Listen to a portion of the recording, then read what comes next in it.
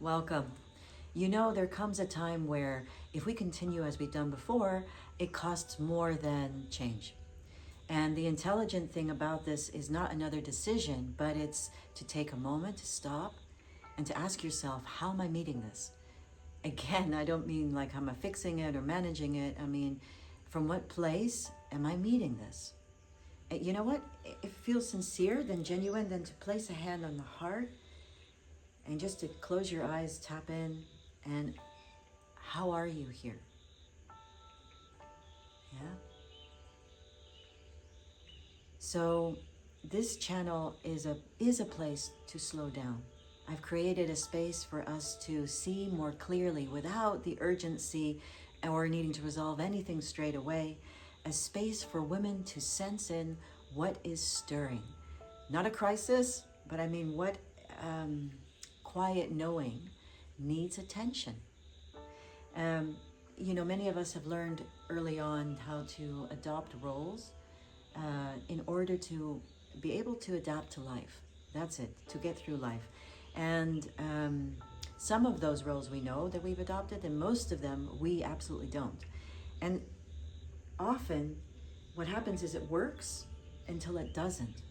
And it's at this point when it doesn't that life is asking something much deeper of us. And that's a winter moment. That's where we find ourselves right now here in the Northern Hemisphere, Amsterdam. If we stay curious, if we stay open, that question actually draws us forward. So, and I experienced such a question and such a drawing forward as a returning and a realignment to my soul self. It's a living connection with nature, my creativity, and what feels true. And that's why this work matters in a woman's life. So in this video, we're going to retrieve this together. And the first question is, how are we going to do this? How are we going to retrieve again something so essential?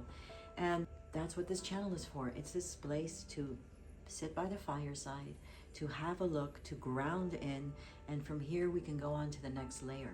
So everything that comes from here is all the walking that I've been doing in my own life over the many years. Before I continue on about archetypes, what we're speaking about here is moments in our life where we're being tested, where there's a threshold.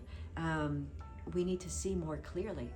And women have existed throughout centuries, and men who, let me explain one. There's one in my family who, blind, my great-grandmother, taught my mother how to knit, could see more clearly than somebody that could when a stitch was fallen in the knitting.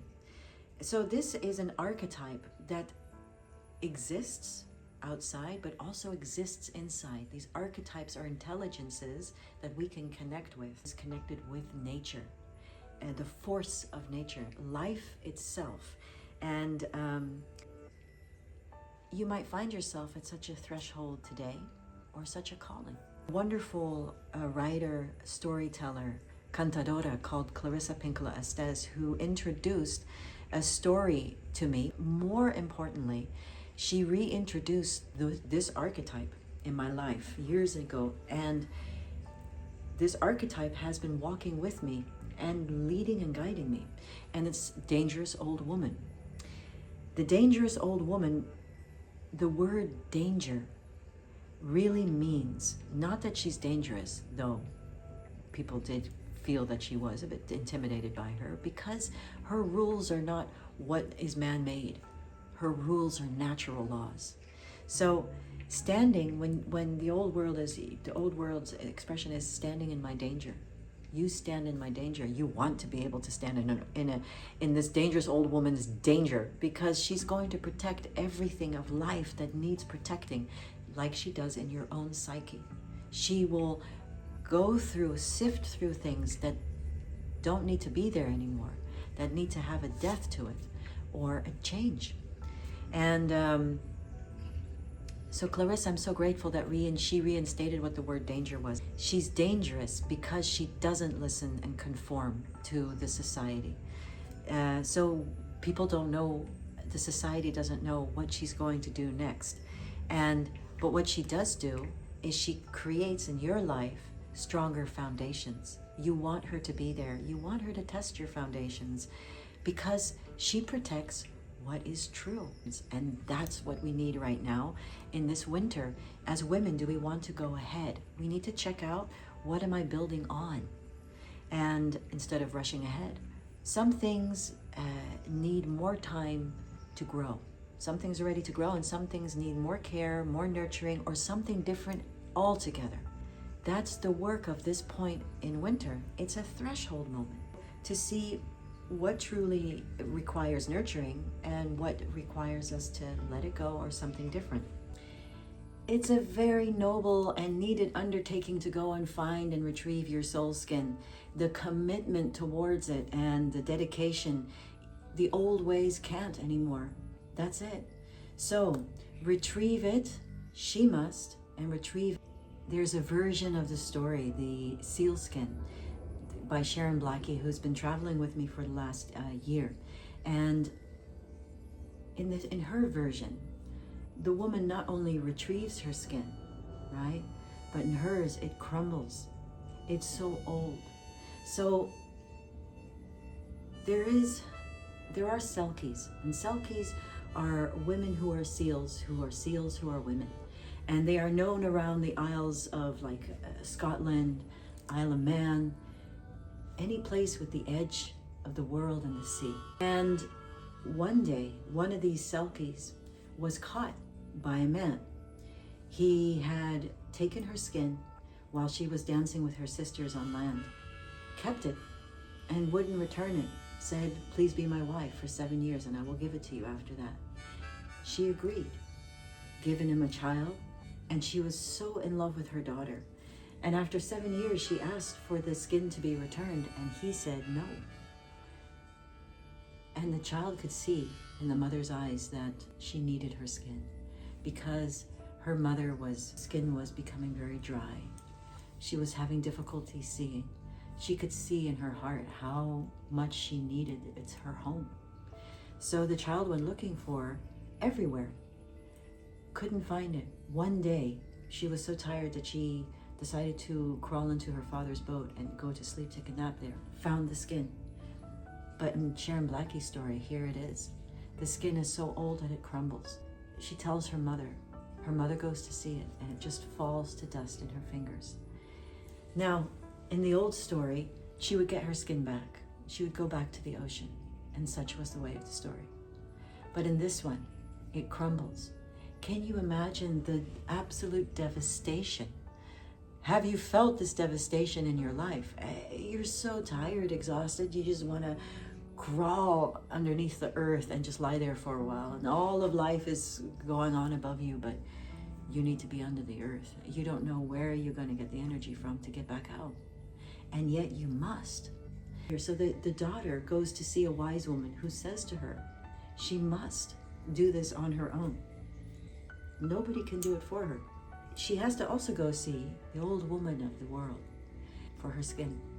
So the daughter tells the mother, but the mother is too tired, too distraught, crushed, and stays in bed. And the daughter is so worried, seeing the life ebb away from her mother. In the end, the mother does go for the love of her daughter because it could see how this was affecting her. Puts on her coat and walks out the door. Doesn't know where she's headed, but knows it's somewhere by the edge in the cave. So off to the north to the mountains she went with nothing but her coat because the wise woman said she could not take anything of the world with her. She does find this woman, but before she does, it's at a point where it's not easy. You know, she has faced much bad weather, no food, hard terrain on her feet, and yet she kept going. It was a storm one night, and so intense that she could only bend forward. To move forward, she had to bend down, so pulling herself from the edges of the trees forward. And then she collapsed, head on the earth, again in devastation. And when she had her head on the earth, not knowing anymore what to do, how to move on, she could hear singing. And if you listen closely, what she thought she heard was this sound of a spindle that could only be wrought by hands and foot and body of somebody who knows how to use one. She did find the cave, and inside was the old woman who gave her further instruction.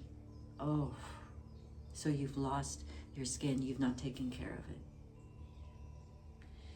She's even said that there are plenty of other women who have found themselves in a situation like this, and yes, they have found their skin and went off dancing like nothing ever happened, but not to some, and not to this one.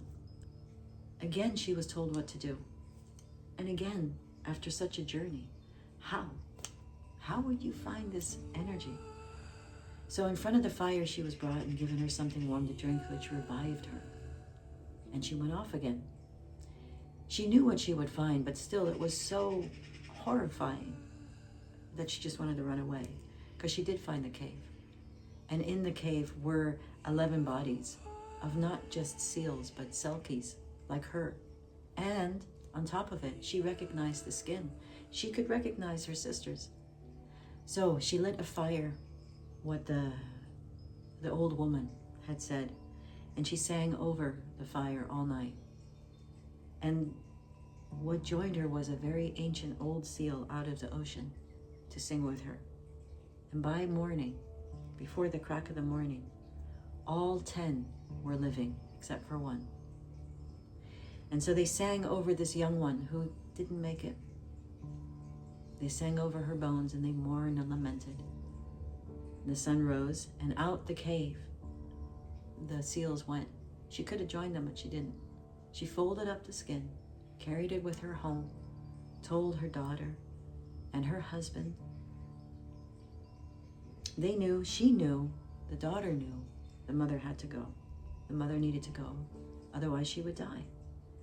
So it didn't take away the pain and the grief of every day of missing her. Her mother looked long as she went into the ocean at her daughter. But go she did.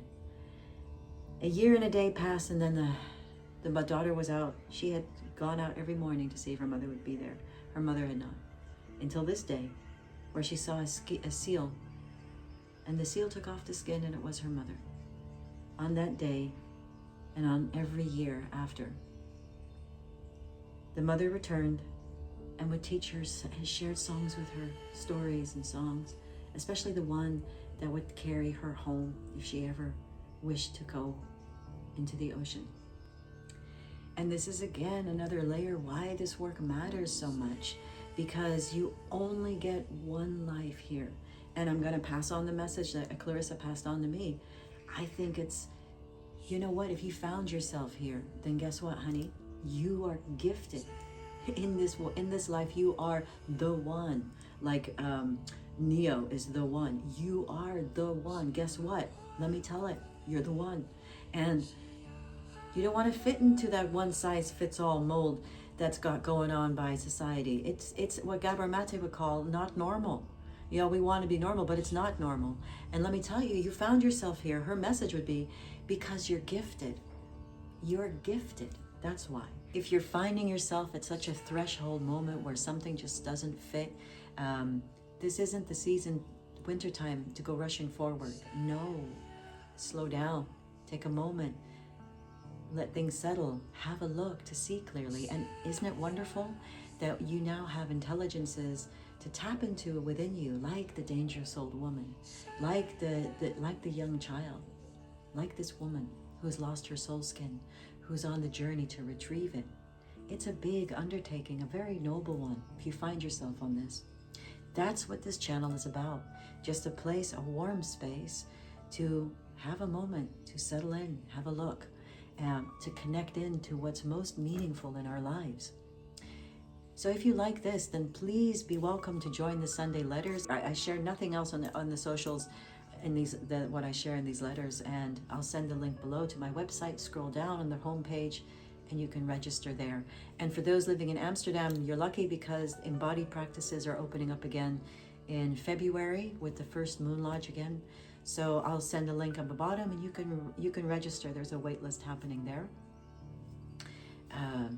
Thank you for joining in, and thank you. Please feel free to leave a comment. I always respond to them. I'd love to know what's moving through you, what archetypes have touched you here, just anything to see where you are. All right, thank you so much for joining in, and bless you.